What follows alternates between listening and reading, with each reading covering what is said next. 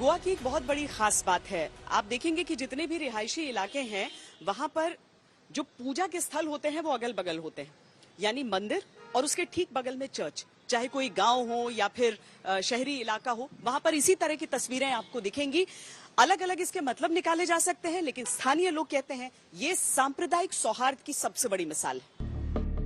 2011 की जनगणना के अनुसार गोवा की कुल आबादी 14,59,000 है। इसमें 66% से अधिक हिंदू हैं, 25% से अधिक ईसाई और 8% से अधिक मुसलमान। गोवा के चुनाव जाति धर्म के बजाय लोकल मुद्दों पर ज्यादा होते रहे हैं, लेकिन इस चुनाव में बीजेपी हिंदू अस्मिता के मुद्दे को हवा दे रही है तो राज्य की आबादी का 27% हिस्सा और ओबीसी श्रेणी की भंडारी जाति से आने वाले अमित पालेकर को सीएम उम्मीदवार घोषित करके केजरीवाल ने जातीय दांव भी चलने की कोशिश की है।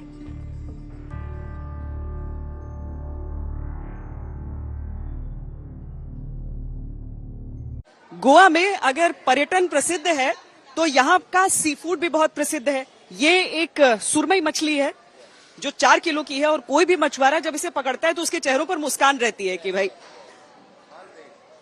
यानी कि जब हम गोवा में मुद्दों को तलाशते हैं और लोगों से बातचीत करते हैं तो ये वो स्थानीय लोग हैं जो हर उन बीचेस पे, यानी बीचेस पर पर्यटक जाते हैं तो आगे जाकर एडवेंचर स्पोर्ट्स या फिर रेत पर बैठकर अपना समय बिताते हैं, लेकिन जिनका रोजगार चलता है इससे, वो गोवा के चुनावों से पहले अपने मुद्दे, अपनी जिंदगी किस तरह से देखते हैं।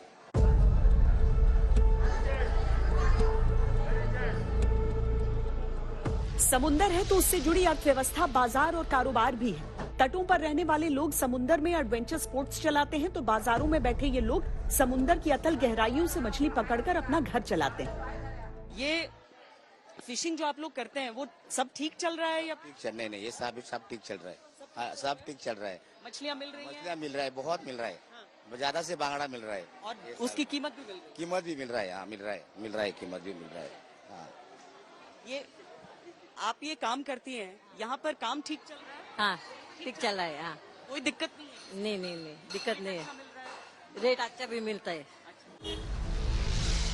गोवा की सड़कों, गोवा के बीचेस पर अधिकतर पर्यटक ही मिलते हैं, लेकिन ये वो लोग हैं जिन्हें गोवा की सरकार चुननी है। आप लोग का यहाँ पे स्कूल वगैरह बच्चों के लिए वो सब ठीक है? हाँ ठीक है।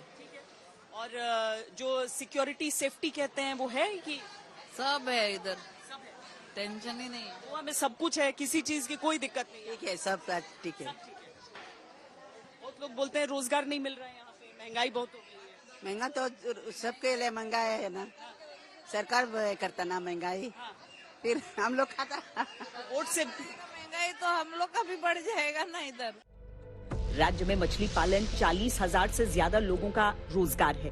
हालांकि हाल के सरकारी आंकड़ों से मछली पकड़ने में गिरावट का पता चलता है।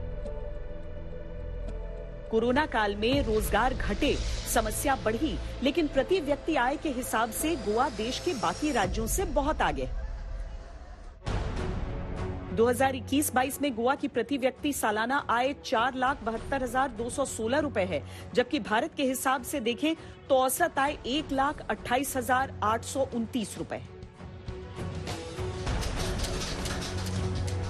गोवा की अर्थव्यवस्था में पर्यटन और समुद्र से जुड़े कारोबार का बड़ा योगदान है, तो गोवा के मसालों की खुशबू भी दुनिया भर में महकती है।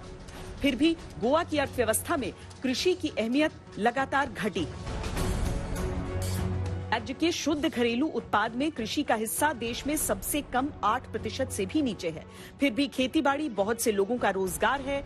धान यहाँ की मुख्य फसल है। खेती किसानी करने वाले लोग काजू, नारियल, सुपारी, काली मिर्च, कटहल और केले की खेती ज्यादा करते हैं।